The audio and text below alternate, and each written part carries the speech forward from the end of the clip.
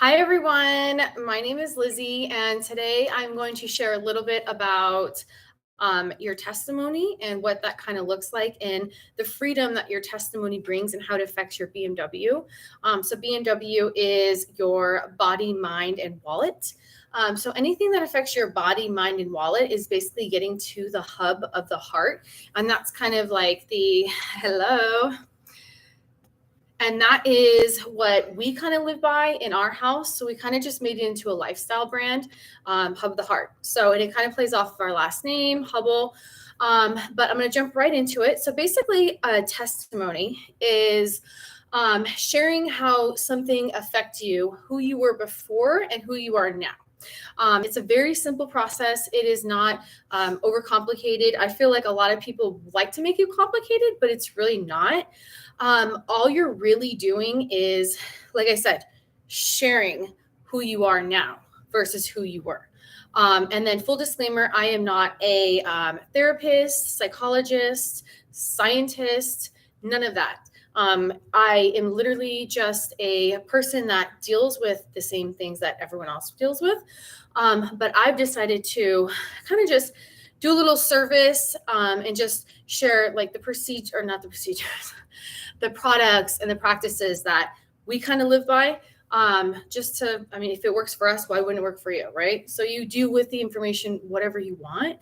I'm just going to continue to share it. So jumping right into sharing your testimony and how it affects your body. So basically, sharing your testimony is kind of like telling the world who you are now, like how something affects you, whether it's a product or whether it's God and how God has really just changed your life. And now you're this person, before you were that person. So at CR, which is Celebrate Recovery, it is a 12-step faith-based program where we kind of look at as a whole, not just the chemical dependency of like an addict or anyone like that, anyone and everyone. And if you say you don't have any like struggles or anything that you're dealing with, that tells me that we have we have another issue, which is probably like pride or denial. So everyone has issues. Everyone has hurts, habits, hangups that we've gotten throughout our whole life, because God put us on this earth. When he created us in the womb, he made us to be this person, right? He knew who we were going to be from the beginning. But somehow in the process we call life, we have allowed situations, people, hurts to kind of derail us and make us have this perception. And I call it perception because it really is perception, because there's like reality and then there's our perception. And your perception is the single most important thing that is going to help you get through this life or have a happy life or be in scarcity mode. So that is the number one thing. And it's funny because I kind of see the perception in like my siblings. So we all live the same life. However, we all have a very different perception of the same life. So it is kind of interesting to see that. So anyway, like I said, God created you to be this person, and you had a mission, you had things that he wanted you to accomplish, but somehow we weren't able to live up to our full potential because of what life had made us jaded, sad, angry, whatever. So at CR, we basically kind of as a whole, not just for addicts. I mean, everyone's an addict. Everyone's addicted to something. And you can call it a disease. You can call it hereditary. You can say that, whatever you want to call it. It's a habit. It's an addiction. It's something that is holding you back from who you really are, who you really should be. But nobody can tell you who you really should be unless you are connected with with God or whoever, and just trying to figure that out for yourself. So at CR, like I said, we do testimonies. Okay. So, like my testimony, I'm coming up on, I've done my testimony about 3 times in the last year at different congregations. So, it's super cool. It's super refreshing to just share that with strangers. I don't want to call them strangers, just people I don't know yet, who people I haven't befriended yet or even met. But after I share my testimony with them, they 100% feel like so connected to me because it like something in my testimony was something that they could identify with. So my testimony again, so I'm going to do my testimony for the last time this year, is coming up on Monday. So Monday, I'm going to do it at Celebrate Recovery at the Crossing on Windmill and Buffalo, and it starts at 6:30. So we normally come before, and we have like we have dinner with each other. So we have like this home cooked dinner. It's super cool. We at 5:30. So especially on Mondays, I know there's no school on Monday, but especially on Monday for me when there's like dinner being served. I know that like, we try to eat nutritional, nutrition wise, but when they have dinner and you're like, I don't have to rush home. It's Monday. I am coming here anyway. And I get to eat, and my kid gets to eat whatever. It's a lot of stress taken off of my plate. So we eat dinner at 5:30 and then we go into like music and just the whole, big group. And then we go into a small group and we share a little bit. So if it's your first time coming, you would just go to like the newcomers where we kind of share what we do there, how we do it, what to expect, this and that. But then on the second time that you come, that's when you go into your small group. So like I said, we do, my testimony will be on Monday. So anyone who wants to come, I will put, I'm sure everyone, you could just Google it, the Crossing Church in Las Vegas. It's on Buffalo and Windmill. And so, yeah, the freedom that you feel when you're doing your testimony is amazing.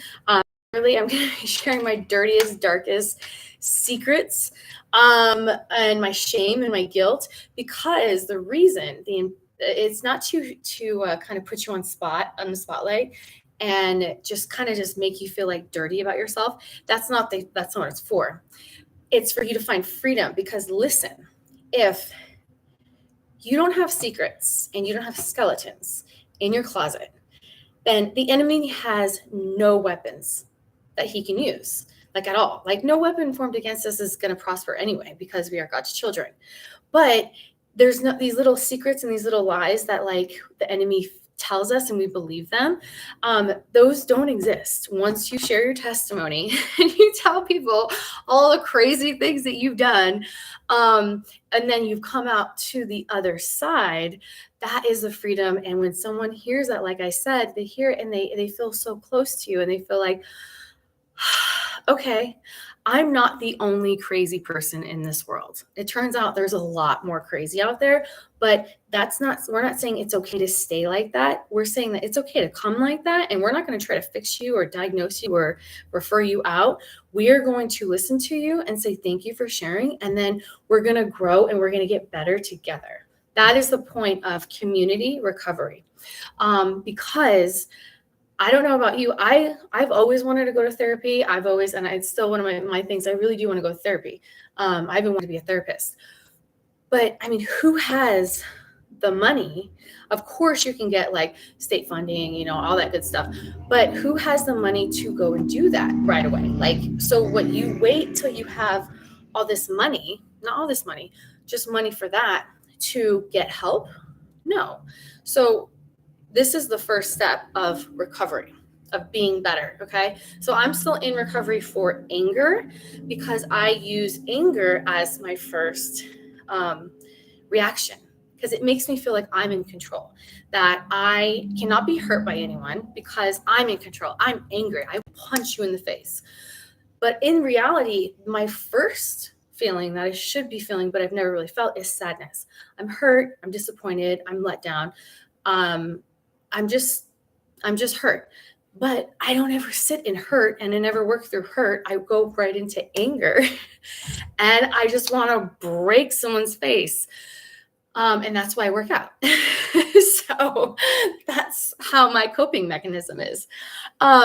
So that is how, okay, so how does sharing your testimony affects your body when you don't have that guilt and that shame and that stress of like, oh my gosh, I don't want to talk to this person because they're going to ask me like what I do and this and that. And I don't want them to know and get too close to me because I have these secrets and stuff. That creates a lot of stress. Okay. That creates a lot of insecurity, and it actually forms in your body when you have like tense neck and you can't sleep and it affects everything. Okay. So that's how it affects your body, how it affects your mind. Obviously you'll have less anxiety. You'll be able to focus. You'll be able to, especially around social situations. I love when people say that I'm just antisocial. I'm antisocial. I don't want to leave the house. I'm antisocial. Well, that is the number one thing that like everyone's antisocial. I'm sorry. Like, unless you're like came out the womb, like, talking or whatever, and you just want to talk to people and this and that. That's amazing. I'm antisocial too, but that doesn't make it okay. Like, it's really normal. It's super normal, actually. Like, it's totally acceptable, but it's not okay because when you're isolated, when you're alone, when we are alone, that's when the enemy can, because when two or more are together, and if you fall, he's going to help you up. But if you're over here, like even going hiking, you don't go hiking alone, because what if you fall? What if you get stranded somewhere? What if you're like, something happens? You don't go by yourself, because then that's it. You're done. No one's going to find you. So just being a community, that definitely helps with the anti-socialness, especially with our coronal times. That was 100% not productive, first of all.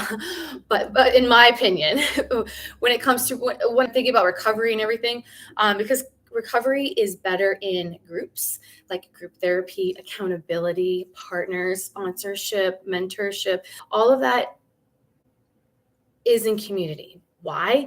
Because if we're trying to get better, we're not going to get better with us just sitting there saying, I'm going to get better. I'm going to get better. I'm going to do this on my own. You can't, because you can only see what you can see. You can't see the full scope of what's going on. Okay. Some people like to stay in that because they think they can do it by themselves because they can't trust other people. And that's fine. Come to Solid Recovery. We'll work on trust. So that's your mind. And if you've ever heard about, I'm sure everyone's heard about aromatherapy. So aromatherapy is, I thought it was like, okay, that's a little hoo-hoo, because I'm, that's a little, too much for me. But aromatherapy is a legitimate thing. Did not know that. And it is because scents, like if you have a scented candle or perfume, like say you're walking through the mall and you smell this perfume and you're like, oh, it reminds me when I was like 15. And when I was like carefree and this and that, and I'm just like, oh, I love that smell, even though it's super toxic. But that smell reminds me of who I used to be when I was just stress free. And that can bring you back. Like scents can actually, it brings you to a different place. So when you are getting a massage, or if you are doing anything, like when you're trying to wind down at night, and you say put some like lavender on your pillow or on your face or whatever, it isn't like in your mind that you're like, oh, it's placebo effect of like, oh, this works because I'm saying it's going to work. Like it's actually a thing that works with your sensory. So anyway, aromatherapy is awesome too when you're trying to work through those like traumatic memories or anything like that, or even if you have stress in your neck. It actually, like, it's crazy what it can do. So if you ever get a chance, just try to go find some. Obviously, I love oils. I think everyone knows that I love oils, and I love them not for the like whatever effect that people think they have, the placebo effect. I like them because of like what they do for my body. I don't even use them for scent. It's really weird. Like if you go to a store and you're like, oh, I got this oil because it like smells good. It's like, yeah, but what is it doing for your body? Like, and if it's fake, it's fragrance and it's alcohol, what is it doing for your body? So it's essentially like a candle. Like, what is a candle doing for you? If it's not helping you get through things or grow through things, and like aromatherapy, like, why are you using it? So that's kind of why I use the oils that I use, because they're pure. So like, say if you're trying to like wind down, right? You would use something like lavender. Lavender, like I said, that's going to help you wind down. Okay. My favorite one is going to be stress away, even though it's not going to help you have no stress. It is literally going to help you just pair and support already doing. Are you sitting and you're writing out your inventory? Are you saying, like, what I did right, what I did wrong, what am I going to do different? How am I going to be better? Like, what was I thinking? What was I feeling? Journaling is probably the single most important thing that you can do for your recovery. And like I said, recovery is such a strong word that people only identify recovery with addiction to crack or something, but it's not. It's literally for anything that's holding you back from who you really, really should be in the first place, that God intended you to be. But yeah, so when you smell this, I smell this and I just think of, so it's lime, vanilla. Yeah, I think it's just lime and vanilla. Lime, vanilla, and another oil. So it literally just reminds me of like relaxing by the beach, literally. So I go there. When I put it on, I can literally snap me out of like a rage moment and be like, and then relax. Okay. So that's kind of like what aromatherapy is in like the easiest terms possible. I could care less about what it does to this, that, or this. I can feel it, so when you know. So when you actually smell an oil and you're like, oh yeah, it smells pure, it doesn't smell fake, that's when you know it's a good oil, right? Of course, you want to use something that actually is a good oil. So yeah, if you want any like this, like I always share this kit because it's like the most amazing kit. Literally, you get your diffuser. It's like a facial. You get your stress away roll on. You get your deep relief, which is for your muscles. You get your immunity, which is thieves. You get your calm, which is lavender. You get your peppermint, which is for headaches, everything, for energy. I use it for energy mostly. And then you have your purification, which I use it for cleaning. I use it for like if I have like BO or something, I'm going to use that. And literally this whole kit is $100. It's like the most amazing thing ever. So if you start your process with like in the cheapest way possible, so I'll go into wallet when you're trying to get through your PTSD or whatever you need to get through to be the best version of yourself. So number one, share your testimony. Share it, get it out, and like where you're at in your life. Okay. And then mentally, get something to like get everything out, like journaling, aromatherapy, CR, anything to get it out. And then wallet wise, you're going to save more money if you're actually working on yourself. So like, say if you like, nobody, like I said, I would love to have a lot of money for a therapist. I would. It's not a lot. It is a good amount of money for sure. But in the meantime, I go to group therapy. I use oils. You know what I mean? So especially like, because like this kit right here is $100. And literally, if you go to my website, Hub of the Heart, and you click on the right side where it says non-toxic products, you can see the kit right there. It's a make a shift kit. Put it in your cart and then use the code ShareYL, and you get 10% off. And then it's $100, and boom. And you don't have to use it ever again. You don't have to buy again. Of course, you would want to if you're continually using oils or using whatever good products to kind of get all of those like toxins out, because it's not just what we're thinking, it's what we're putting in and on our body. Okay. So that's all I have. If you guys do have any questions, let me see. I think I covered everything. Okay, perfect. And then I always like to take a little of my belly. My belly's just getting bigger. We're literally we're in the safe zone to have a baby, anywhere from like 38 weeks to 42 weeks. So it could come, not it, easy can come anytime. So tonight we are going to a concert and we're going to my nephew's birthday party. We're going to go see my midwife right now. And it's going to be awesome. It's going to be a good day. So if you guys have any questions, my name is Lizzie. Bye.